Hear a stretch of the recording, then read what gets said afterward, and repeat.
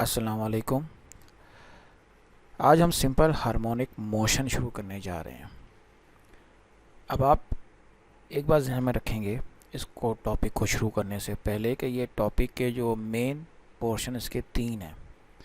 एक simple harmonic motion या oscillation समझ लें, दूसरा वेव्स का पोर्शन है इसका, तीसरा इसके अंदर आता है साउंड का पोर्शन। ये तीनों पोर्शंस जब आप प्रिपेयर कर लोगे तो इसका मतलब ये होगा कि आपका एक और क्वेश्चन प्रिपेयर हो जाएगा। जब हम बात शुरू करते हैं ऑसिलेशंस की, तो ऑसिलेशन या वाइब्रेटरी मोशन इसका मतलब होता है to and fro motion. Definition लिखी हुई है, आपको मैंने अलग से भी नोट्स में प्रोवाइड कर दी है। वाइब्रेटरी मोशन या oscillation, to and fro motion of a body about its mean position is called vibratory motion और ऑसिलेटरी मोशन। एग्जांपल है मोशन ऑफ पेंडुलम है, motion of mass attach to a spring आता है, और ऐसी periodic motion जो एक certain time period के बाद अपने आप को रिपीट करे उसे पीरियोडिक मोशन कहेंगे। पीरियोडिक मोशन भी वही एग्जांपल जो ऊपर बयान किए हैं आप लिख सकते हैं। अब सिंपल हार्मोनिक मोशन किसे कहते हैं, याद रखिएगा। सिंपल हार्मोनिक मोशन की डेफिनेशन और ये प्रूव करना कि mass attach to a spring की मोशन सिंपल हार्मोनिक होती है, ये आपका एक क्वेश्चन है। लॉन्ग क्वेश्चन में भी आ सकता है, इसके साथ एनर्जी वाला की चीज़ें भी एसोसिएट हो सकती हैं। लेकिन आप जब नोट्स में या बुक्स में देखते हो तो ये टॉपिक पहले होता है, इसके बाद जो टॉपिक आता है वो circular motion and simple harmonic motion का आता है, एंड देन फिर इसी टॉपिक से मुतल्लिका फार्मूलास या जो फार्मूले हैं उनकी ट्रीटमेंट आती है। वजह सर्कुलर मोशन के जो फार्मूले हैं वो भी पीरियोडिक मोशन है, सिंपल हार्मोनिक वो नहीं है, लेकिन वो पीरियोडिक मोशन है सर्कुलर मोशन। सिंपल हार्मोनिक भी पीरियोडिक होती है। जिस तरह सर्कुलर मोशन में एक बॉडी अपनी जगह बार बार अपना पाथ रिपीट करती है, सिंपल हार्मोनिक मोशन में बॉडी रिपीट करती है, लेकिन फ़र्क क्या है। सिंपल हार्मोनिक मोशन ऐसी पीरियोडिक ऑसिलेटरी मोशन है जिसमें बॉडी का जो एक्सेलरेशन है ना प्रोपोर्शनल टू डिस्प्लेसमेंट होता है और directed towards the main position होता है। ये दो इसके अंदर कंडीशन चलती हैं, एक तो डिस्प्लेसमेंट डायरेक्टली प्रोपोर्शनल होता है डिस्प्लेसमेंट के, और डायरेक्टेड होता है हमेशा टूवर्ड्स मेन पोजीशन। तो इस तरह की पीरियोडिक मोशन को हम नाम दे देंगे सिंपल हार्मोनिक मोशन दे देंगे। तो इसका क्लोज रिलेशनशिप होता है विद सर्कुलर मोशन, जो आगे आने वाले टॉपिक में बयान करेंगे। फिलहाल हम प्रूव करने जा रहे हैं कि mass attach to a spring की मोशन सिंपल हार्मोनिक होती है। ठीक है, उसके लिए हमारे पास जो mass attach to a spring के ऊपर जो अप्लाइड फोर्स होती है वो हुक्स लॉ के मुताबिक F=kx होती है। और जैसे ही हम किसी इलास्टिक बॉडी पे कोई अप्लाइड फोर्स लगाते हैं, ये अप्लाइड फोर्स है, तो उसके अंदर ड्यू टू इलास्टिसिटी वापस जाने की क्या नाम है अपनी मेन पोजीशन पर, ओरिजिनल पोजीशन पे वापस जाने के लिए एक और फोर्स उसके अंदर ओरिजिनेट होती है, equal in magnitude to applied force but opposite in direction towards the main position. उसे हम रेस्टोरिंग फोर्स का नाम देते हैं। अब ज़रा आ जाते हैं हम अपने मेन आर्टिकल की तरफ जो हमारे नोट्स के अंदर है। ये जो आपको राइट साइड पे डॉक्यूमेंट नज़र आ रहा है, ये असल में एक हेल्पिंग टूल है आपके लिए कि जब आप अपने मटेरियल तैयार करेंगे तो उसमें कुछ डेफिनेशंस वगैरह हैं जो कि लेफ़्ट साइड के जो नोट्स हैं मेन, ऑब्वियसली कि ये यूनिवर्सिटी फ़िज़िक्स में से लिया गया, तो उसमें वो चीज़ें इस तरह से नहीं लिखी होती जिस तरह हमारे पास प्रीवियस क्लासेस में लिखी होती हैं। इसलिए मैंने राइट साइड का जो डॉक्यूमेंट आपको शेयर कर रहा हूँ ना इसी स्क्रीन के ऊपर ये वाला, तो ये आपकी हेल्प आउट के लिए। ठीक है, तो हमारा जो मेन टॉपिक है मैं बता रहा था कि वो असल में आपने ये लेफ़्ट साइड का डॉक्यूमेंट ऑसिलेटिंग डिस्क्राइबिंग ऑसिलेशंस यहाँ से चलता है। इसमें ऑसिलेशन का मतलब क्या है, फर्स्ट पैराग्राफ्स में तो आज रेस्टोरिंग फोर्स डिस्प्लेसमेंट उनका जिक्र किया हुआ है जो मैं अभी बात कर चुका हूँ। उसके बाद कुछ डेफिनेशंस हैं, पीरियोडिक मोशन, पीरियड, एम्पलीट्यूड, वो आपको राइट साइड पे भी नज़र आ रही होंगी कि टाइम पीरियड होता है आपके पास, वन वाइब्रेशन का टाइम को कहते हैं, vibration one complete round trip को कहते हैं, amplitude maximum displacement on either side of main position, displacement distance from main position at any instant उसको कहते हैं, frequency number of vibrations completed in 1 second. ये सारी डेफिनेशन यू कैन सी यहाँ पर लिखी हुई हैं, इनको आपने प्रिपेयर कर लेना है। Relation between frequency and time period होता है कि दोनों एक दूसरे के रेसिप्रोकल होते हैं। ठीक है, ये वाले या ये वाला। Angular frequency omega 2π/t formula होता है इसका।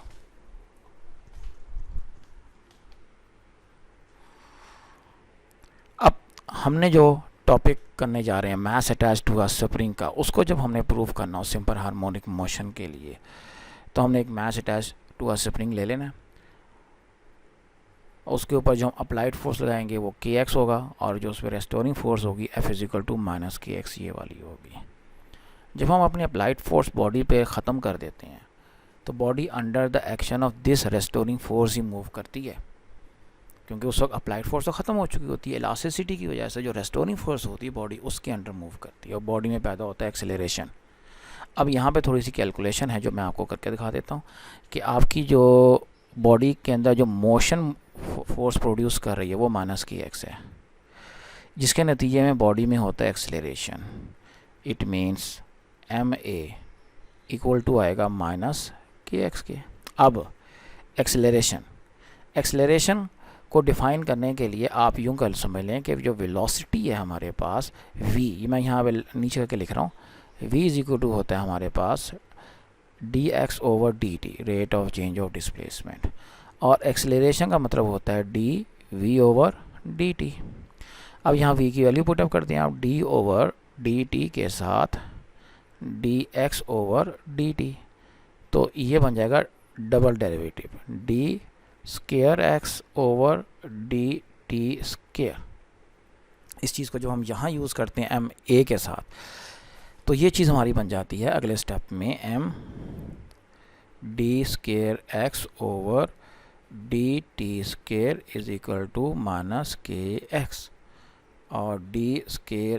और d²x/dt² -kx/m। ये हमारे पास बनती है सेकेंड ऑर्डर की डिफरेंशियल इक्वेशन। ये चीज़ आपको यहाँ पे, अब जब आप नोट्स में अगली स्क्रीन पे चलते हैं वहाँ पर जाएंगे तो वहाँ पर भी ये चीज़ आपको सॉल्व हुई न मिलेगी। अब यहाँ पे जब आप पहुँच जाते हैं इस इक्वेशन तक, इस इक्वेशन का मतलब क्या है, दिस वन, इसका मतलब ये होता है कि आपका जो, अगर मैं इसको क्वाड्रेटिक इक्वेशन में पुटअप कर दूँ उसी शक्ल में जाऊँ, +k/mx = 0, ये क्वाड्रेटिक इक्वेशन वाली, ये हमारे पास जब भी हमने किसी मोशन को सिंपल हार्मोनिक मोशन प्रूव करना है तो ये उसकी बन गई हमारे पास क्वाड्रेटिक इक्वेशन। अब हमने तो सिर्फ निकालना था, फ़िलहाल एक्सेलरेशन तक रहना था। अच्छा, ये मैंने इसलिए करवा दिया कि आगे जाके हमने ये काम करना है। फ़िलहाल इस टॉपिक की हद तक अगर देखा जाए तो इस टॉपिक की हद तक हमें सिर्फ एक्सेलरेशन चाहिए था। एक्सेलरेशन आपको यहाँ से मिल रहा है, थोड़ा सा ऊपर देखें, a = -k/mx, और यहाँ से आपके पास रिलेशन प्रूव हो रहा है कि a is proportional to -x। ये जो a is proportional to -x का रिलेशन हमने प्रूव किया है, ये फॉर मास स्प्रिंग सिस्टम के लिए क्या है, it means motion of mass spring system क्या है हमारे पास, सिंपल हार्मोनिक। और एक और चीज़, इसके लिए हमने ये इक्वेशन में निकाल ली, क्वाड्रेटिक इक्वेशन, क्वाड्रेटिक टाइप की, ये differential second order differential equation. ये सेकंड ऑर्डर डिफरेंशियल इक्वेशन जब किसी बॉडी के लिए निकालेंगे तो उसकी मोशन क्या प्रूव हो जाएगी, सिंपल हार्मोनिक प्रूव हो जाएगी।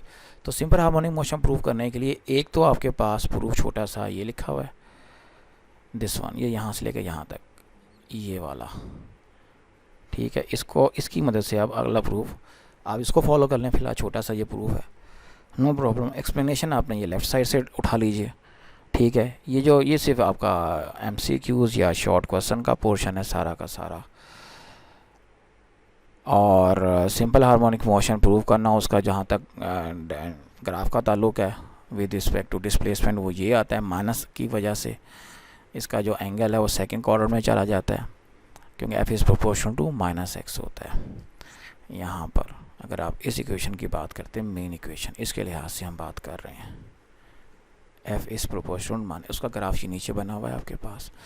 तो यहाँ तक आपका ये एक ऑसिलेटरी मोशन का जो ग्राफ है ना, वो की हद तक एक क्वेश्चन मुकम्मल होता है। और ये हमने प्रूव किया है कि motion of mass attached to a spring क्या है, सिंपल हार्मोनिक होती है। अब नेक्स्ट जो टॉपिक है वो हमारे पास आ जाता है circular motion and simple harmonic motion, कि इनका आपस में रिलेशनशिप क्या है। रिलेशनशिप मैं आपको बता देता हूँ कि जब कोई बॉडी सर्कुलर मोशन कर रही होती है, पीरियोडिक मोशन कर रही होती है, सिंपल हार्मोनिक मोशन वाली बॉडी भी पीरियोडिक मोशन कर रही होती है। हमारे पास फ़िलहाल इस लेवल तक जहाँ तक हम पहुँच गए हैं, अभी तक कोई फार्मूला ऐसा नहीं है कि हम सिंपल हार्मोनिक मोशन करने वाली बॉडी की वेलोसिटी एक्सेलरेशन कैलकुलेट कर सकें। लेकिन सर्कुलर मोशन करने वाली बॉडी के फॉर्मूले हैं हमारे पास, v is equal to R omega, आपको वेलोसिटी का फॉर्मूला आता है। Acceleration a is equal to R omega square आपको आता है। Time t is equal to 2 pi by omega आपको आता है। इसका मतलब फॉर्मूले हैं। तो इन फॉर्मूलों की मदद से हम सर्कुलर मोशन के फॉर्मूलों की मदद से हम सिंपल हार्मोनिक मोशन के फॉर्मूले ड्राइव कर सकते हैं। हम एक सर्कुलर मोशन लेट कर लेंगे, एक बॉडी है वो सर्कुलर मोशन के ऊपर, सर्कुलर पाथ के ऊपर रिवॉल्व कर रही है। बॉडी को हमने यहाँ पे अपने नोट्स में Q से शो किया हुआ है, ठीक है। इसका जो प्रोजेक्शन है जिसको हम P से शो कर रहे हैं वो एक्स एक्सिस मूव कर रहा है। अब ये जितनी भी मोशन है इसको एक छोटी सी एनिमेशन के ज़रिए शो किया गया, राइट साइड पे आपको नज़र आ रही है। थोड़ी सी एनिमेशन को अगर मैं आपके लिए रन करूँ तो आपको ज़रा समझना ईजी हो जाएगा कि इसका मतलब क्या है जो मैं सर्कुलर मोशन की बात कर रहा हूँ। और एक बार याद रखिएगा, सिंपल हार्मोनिक मोशन का जो वेव फॉर्म है वो साइनोसॉइडल वेव फॉर्म होता है। तो जब एक पार्टिकल सर्कुलर मोशन पे रिवॉल्व कर रहा है तो उसका प्रोजेक्शन डायमीटर के ऊपर सिंपल हार्मोनिक मोशन एग्जीक्यूट करता है। और याद रखिएगा डायमीटर वर्टिकल भी हो सकता है, हॉरिजॉन्टल भी हो सकता है। अगर आप हॉरिजॉन्टल लेंगे तो ऑब्वियसली आपको एक्स एक्सिस के लॉन्ग फॉर्मूले अप्लाई लेने पड़ेंगे। अगर आप वर्टिकल लेंगे तो आपको वाई एक्सिस के लॉन्ग फॉर्मूले लेने पड़ेंगे। उसमें से कॉस और साइन का जो फंक्शन है ना उसका फ़र्क आता है, बाकी कोई ख़ास फ़र्क नहीं आता। एक बॉडी है उसका सर्कुलर मोशन के ऊपर वाइब्रेट कर रही है, उसका जो एम्पलीट्यूड है या डायमीटर है, रेडियस, वो कैपिटल A से ज़ाहिर किया गया इस फिगर या इस एनिमेशन के अंदर। और जब वो मूव कर रही है इसका हमारे पास एक्स एक्सिस वाई एक्सिस है, यू कैन सी आ गए हैं। ये हमने P प्राइम प्रोजेक्शन शो कर दिया है। अब जब ये कैपिटल P मूव करेगा यू कैन सी प्रोजेक्शन जो येलो कलर से नज़र आ रहा है डायमीटर के ऊपर ऑसिलेट कर रहा है और उसका जो वेव फॉर्म है वो साइनोसॉइडल वेव हमें मिल रही है। अब ये जो है वर्टिकल डायमीटर के लिहाज से मोशन हो रही है। जो जिन नोट्स को मैं फॉलो कर रहा हूँ इस टाइम उसमें हॉरिजॉन्टल मोशन फॉलो हो रही है, लेकिन जो नोट्स मैंने राइट साइड पे ऊपर शेयर किए हैं अभी आपको दिखा देता हूँ, उसमें भी हॉरिजॉन्टल, उसमें भी वर्टिकल डायमीटर है। ऐसा वर्टिकल और हॉरिजॉन्टल डायमीटर दोनों की जो कैलकुलेशन है ना वो आपके सामने होंगी। आप किसी भी कैलकुलेशन को according to the question follow कर सकते हैं। चलिए फ़िलहाल तो ये जो हमारे जो नोट्स हैं CSS के उसके वाले से जो कैलकुलेशन है उनको हम लेके चलते हैं कि जब ये आप देखें, अब ये बॉडी सर्कुलर मोशन कर रही है। सर्कुलर मोशन करते हुए इस डायग्राम को थोड़ा सा एलेबोरेट किया मैंने यहाँ पर। बॉडी है सर्कुलर मोशन कर रही है, इसका जो Q आपने नाम दिया हुआ है अपने नोट्स के अंदर लेफ़्ट साइड पर यू कैन सी। अगर आप यहाँ से परपेंडिकुलर ड्रॉप करते हैं ऑन एक्स एक्सिस, ये पॉइंट P प्रोजेक्शन आ गया, ये डिस्प्लेसमेंट कहलाएगा ये वाला हिस्सा। अब इसका जो रेडियस है वो अगर कैपिटल A है आपके पास और एंगल थीटा है जिसे फेज़ का नाम भी देते हैं, phase angle, the angle which describe the position and direction of motion of a body executing simple harmonic motion is called phase angle. Definition है नोट्स में अवेलेबल है, अभी आपको मैं दिखा भी देता हूँ कहाँ पर है। लेट्स सपोज ये एक्स है, ट्राइंगल बन गई। ट्राइंगल में OPQ ट्राइंगल है, इस ट्राइंगल में बेस एक्स है, हाइपोटेन्यूज A है, तो बेस ओवर हाइपोटेन्यूज क्या होता है कॉस ऑफ थीटा, और x का जवाब क्या आ जाएगा A कॉस ऑफ थीटा। ये देखें ये आपके पास डिस्प्लेसमेंट का आंसर आ गया, डिस्प्लेसमेंट आ गया। अब जब ये बॉडी मोशन एग्जीक्यूट कर रही है तो डिस्प्लेसमेंट का फॉर्मूला हमारे पास आ गया। बॉडी चूँकि सर्कुलर मोशन में जा रही है, इट मीन्स इस बॉडी की जो वेलोसिटी है Q की बात हो रही है, बॉडी की वेलोसिटी Q की जो वेलोसिटी है जिसको आप VQ का नाम दे सकते हैं, उसका इफ़ेक्ट प्रोजेक्शन P की वेलोसिटी पे भी है। इसी तरह बॉडी जो Q है जो सर्कुलर मोशन कर रही है, इसके जो एक्सेलरेशन है इसका, उसका इफ़ेक्ट P के एक्सेलरेशन पर भी है। हाउ, कैसे? उसके लिए हमें यूँ करना पड़ेगा, इसकी वेलोसिटी को भी रिजॉल्व करना पड़ेगा रेक्टेंगुलर कंपोनेंट्स में और एक्सेलरेशन को भी रिजॉल्व करना पड़ेगा। जहाँ तक वेलोसिटी है उसका फॉर्मूला होता है R ओमेगा। उस R ओमेगा को हम A ओमेगा लिखेंगे क्योंकि R रेडियस की जगह A यूज़ हो रहा है इस वक्त, एम्पलीट्यूड। और एक्सेलरेशन आमतौर पे सेंटर की तरफ होता है और एक्सेलरेशन का फॉर्मूला हमारे पास आता है R ओमेगा स्केयर, तो ये हो जाएगा A ओमेगा स्केयर। दो कंपोनेंट बनेंगे वेलोसिटी के और दो बनेंगे एक्सेलरेशन के। वेलोसिटी का एक कंपोनेंट तो ये बनता है हॉरिजॉन्टल और एक बनेगा वर्टिकल। अब यहाँ पे बात याद रखिएगा, अगर आप मोशन लेंगे अलॉन्ग वर्टिकल डायमीटर तो आपको वर्टिकल कंपोनेंट लेना पड़ेगा, लेकिन अगर आप मोशन ले रहे हैं अलॉन्ग हॉरिजॉन्टल कंपोनेंट तो आपको हॉरिजॉन्टल कंपोनेंट लेना पड़ेगा। यहाँ पर अब ये एंगल अगर आपके पास थीटा गिवन है, दिस एंगल अगर थीटा है आपके पास, तो याद रखिएगा ये जो एंगल है ये वाला, ये 90 माइनस थीटा बनता है दिस एंगल, और ये एंगल ये वाला थीटा बनेगा। दो लाइनें पैरेलल हों, एक लाइन कट करे तो ये अल्टरनेटिव एंगल बराबर होते हैं, ठीक है। और उस एंगल को आप यानी कि इस एंगल के हवाले से देखेंगे तो ये थीटा बनता है, और जब इसके हवाले से देखेंगे तो ये बन जाएगा 90 माइनस थीटा बन जाएगा। तो ये आपने जाके इस चीज़ को गौर से देखकर फिर सॉल्व करना है, जहाँ तक सोल्यूशन है वो आराम से हो जाएगा, कोई इतना मुश्किल काम नहीं है। अच्छा, अब जब हमने वेलोसिटी इसकी कैलकुलेट करनी है तो वेलोसिटी के लिए हमें यहाँ पे इस डायग्राम के हवाले से देखा जाए, हमें लेना है एक्स कंपोनेंट। क्यों? क्योंकि हमारा प्रोजेक्शन एक्स एक्सिस के लॉन्ग वाइब्रेट कर रहा है। तो क्यू की वेलोसिटी का जो एक्स कंपोनेंट है, दिस वन, ऑब्वियसली ये वाला कंपोनेंट होगा, ये वाला। ये हमारे पास वेलोसिटी है किसकी भला? प्रोजेक्शन की वेलोसिटी है। अब इसकी एक्स और वाई कंपोनेंट अगर आप निकालें, अगर एक्स कंपोनेंट को मैं फ़िलहाल एक्स से ज़ाहिर कर रहा हूँ, लेकिन एक्स से मैंने शो नहीं करना है इसको, तो ये V X is equal to होगा वी क्यू, फॉर्मूला क्या आएगा? कॉस होता है, कॉस ऑफ थीटा। अब थीटा क्या है यहाँ पे? 90 माइनस थीटा लगेगा, ठीक। तो ये हो जाएगा वी क्यू का मतलब होगा ए ओमेगा साइन थीटा में ये शिफ्ट हो जाएगा। ए ओमेगा साइन का मतलब बनेगा 1 माइनस कॉस स्क्वायर थीटा, क्योंकि कॉस की शक्ल में हमारे पास जवाब मौजूद है, A X over A cos of theta displacement के फॉर्मूले के ज़रिए A omega under root 1 minus cos के जगह आ जाएगा X square A square. LCM लेके सॉल्व करोगे तो ये ए और ये ए कैंसिल हो जाएगा, ओमेगा अंडर रूट ए स्क्वायर माइनस ओमेगा स्क्वायर। ये वेलोसिटी आ गया, और इसको मैं वेलोसिटी ऑफ प्रोजेक्शन का नाम दूंगा। मैंने पहले कहा था मैं वी एक्स से शो नहीं करूँगा इसको, प्रोजेक्शन की वेलोसिटी का नाम बना दूंगा इसको, ठीक है, वी एक्स को। वाई की मुझे फिर इस वक्त ज़रूरत नहीं, क्योंकि मेरा प्रोजेक्शन जो मैंने लेट किया हुआ है वो एक्स एक्सिस के लॉन्ग मूव कर रहा है। इसी तरह जो एक्सेलरेशन है हमारे पास, प्रोजेक्शन का एक्सेलरेशन पी, प्रोजेक्शन का एक्सेलरेशन क्यू के एक्सेलरेशन का एक्स कंपोनेंट होगा, ठीक। अब लेकिन चूंकि वो एक्सेलरेशन है टूवर्ड्स द मीन ओरिजिन, ये वाला टूवर्ड्स द ओरिजिन है।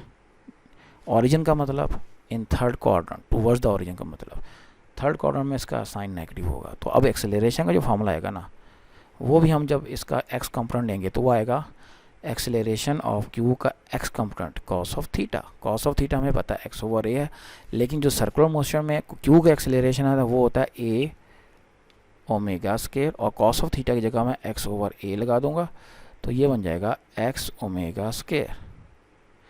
ये आ गया मेरे पास पी का एक्सेलरेशन प्रोजेक्शन का। लेकिन चूंकि